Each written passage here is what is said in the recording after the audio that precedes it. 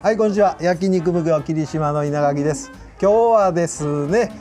この場所、菰野町のファーマーズウィッシュさんの、牛舎に来ております。そして、ファーマーズウィッシュの加藤さんと関西の部長さん、花房さんの、小田井さんに無理くり僕の方からお願いして来ていただいています。そしてこちら僕で今、コンサル事業をして、バターネ君です。で、今日はこの4人を混ぜていろんなお話を僕がしたいなと思って今回こういった動画になります。よろしくお願いします。お願いします。今回、花房さんっていうのは僕普段からSNS を見ててすごくオーラがある人で、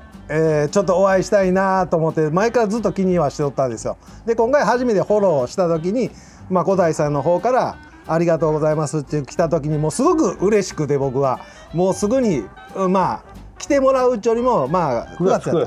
月早々に神戸の方行ってお会いさせていただいて今回このように、こちら菰野町に来ていただいたということになります。僕も今回はいろんなお肉のこともまだまだ物足らないので聞きたいなっていう点もありまして、そしてもう一つはその踏まえて加藤さんの場所で撮ったというのはこういう牛も作りやんかなっていう相談もありまして今回こういう場所でお話しすることになります。動画を通じてお願いするってやばいね。そうですね。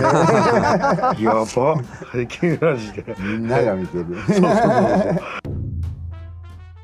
ほんでこの間バラをね2頭分ちょっと花房さんの方から購入させていただいて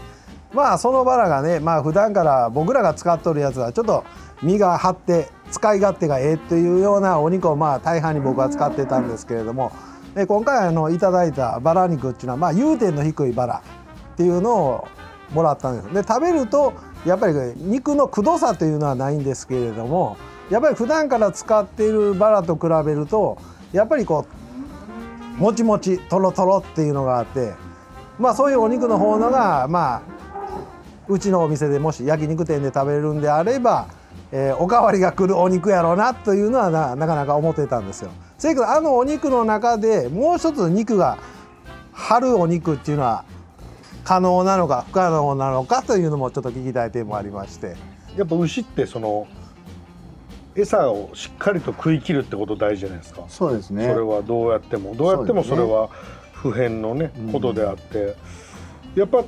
食べた牛ってやっぱ餌の味が乗るから、やっぱ味も乗るんですよ。ただ血統の由来とかでそれがこうなりやすいとかっていうのがやっぱ血統の由来とかではあるんで、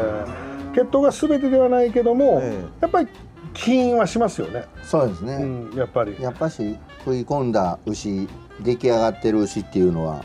物もいいし油症とか肉症とかも血統にもよりますけど、それ以外の問題も出てくるので。そもそも子牛で草あんまり食べなくて、濃厚飼料ばっかり食べてちょっと太った子牛おるじゃないですか。あれってちょっと僕どうなのかなと思うとこは最近あるんですよね。あれはもうちだったら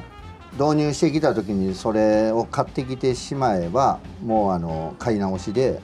草を主体で2ヶ月間1歳までは買いますけど、でもなかなか作り直ししにくくないですか。しにくいですね。だって作り直すってこと自体がだってちょっと余分な作業にはなるから。そうですね。そこからスタートになっちゃうんでちょっと遅れるんですよね。そう繁殖屋さんがその肥育の仕事を途中でやっぱかけるじゃないですか。大きくはなって高値では売れるだろうけど肥育元帰ってきてからちょっとまた一手間二手間かかりますもんね。もう今その思考が多いんで子牛屋さんが。なんせ子牛の時に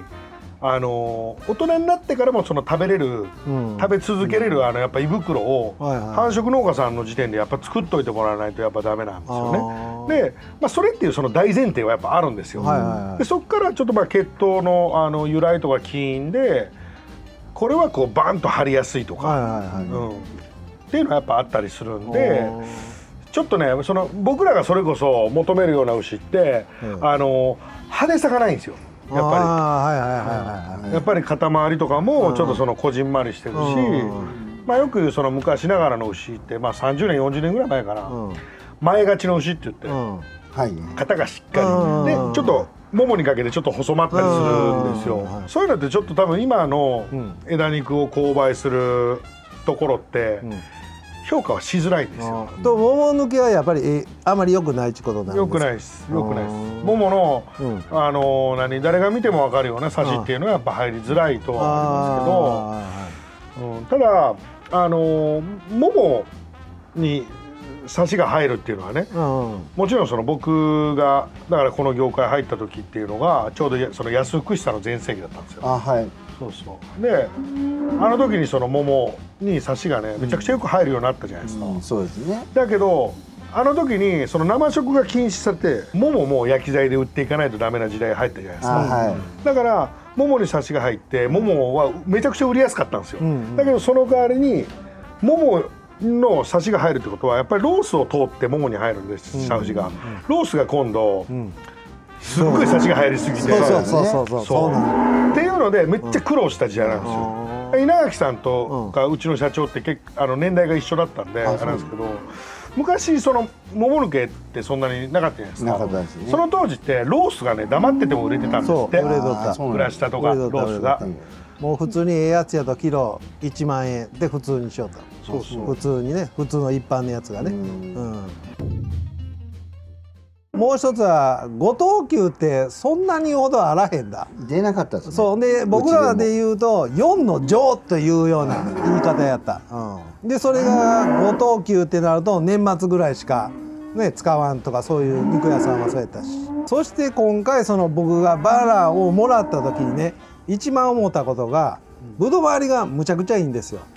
そんでその油の量のこの上に乗っとる油の量が多いというわけじゃなくてね外バラとかで例えると、縦バラがあって次笹バラがあるじゃないですか。この真ん中がね僕ら一番どうしようもないとこなんですよ。油が多いから。であそこが短いんですよ。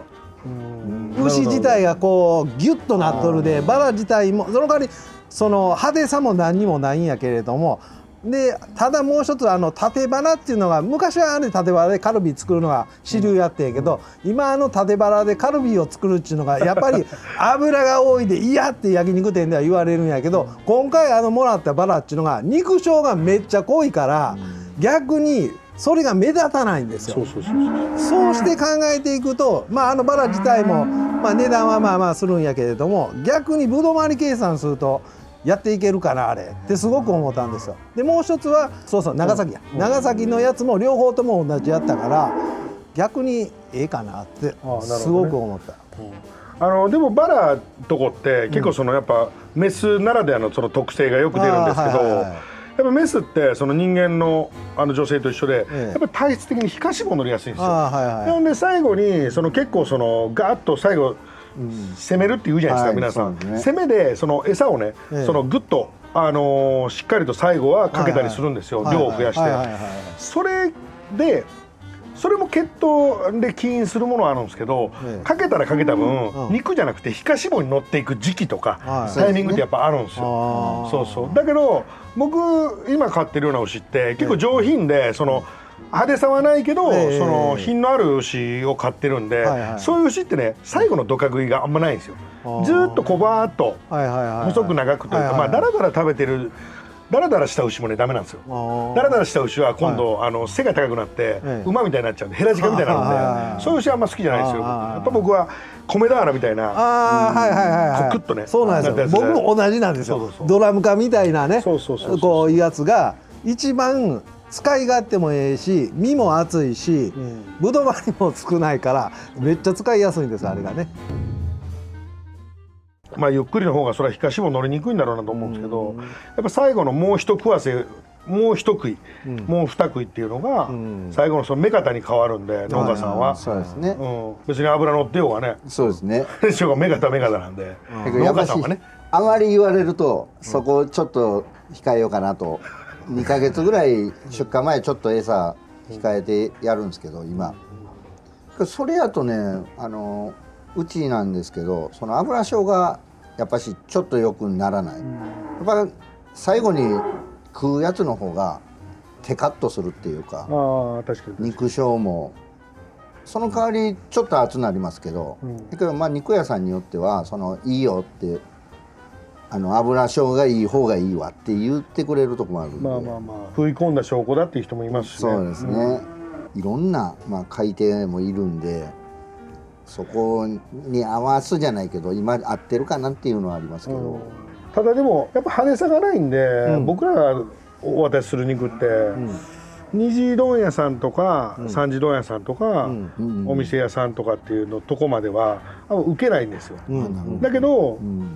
食べた時のその消費者さん受けっていうのは僕はもう抜群に一番だと思うんで、だから結局消費者の喜んでる顔を見てると、あいつら何言っとったんだろうなと思うんですよ。マジでケチつけやがってとかは思いますよ、やっぱり本音はね、本音は思うんですけど、そんなこと言ったら商売にならないんでうまいことはしてますね。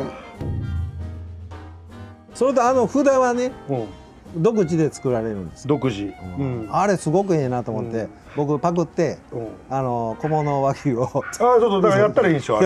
今回のお肉買われた人にもその札を全部つけていって、であと生産者の名前も全部入れて。でも結局あっこにたどり着いたのも一つ理由があって、僕あんまりねブランドを知って全然好きじゃないんですよ。多分そうだと思うんですけど、あんまブランドをね前に出すのが僕好きじゃなくて、ブランドとか銘柄って消費者が食べた時に美味しかったってね思うじゃないですか。美味しかった時の僕その道しるべ、歩いてきた道しるべでしかないと思ってるんで、それの一つにがあれっていうのはありますね。そやけどあれは僕も札があるとストーリー性ができるなと思って、そういうふうにもう経過が書いてあるみたいな札なんですね。牛の情報書いてますし、情報の書いた。ただね、消費者は別にそこまで興味ないんですよ。それがあるから売れるってわけじゃないんですよ、別に。違うけどやっぱりみんなうちらでもこれどこの牛とか聞く人おるから、それが基本的には僕ももうずっと加藤さんのとこずっとやっていくことはしとるから、そうするとそういうのでね、美味しいんやと思ってもらえたらいいかなと。で今皆さんそのスマホで撮るじゃないですか。それで美味しかったっていうのが肉だけ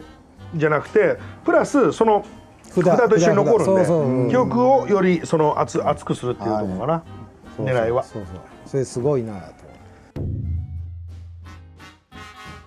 株式会社稲垣では飲食店向けの卸販売と他では教えてくれない仕入れやお店作りのアドバイスをさせていただいております。 LINE 公式アカウントで登録していただくとサービスの内容がご覧いただけますので、この機会にぜひお友達追加の方をよろしくお願いします。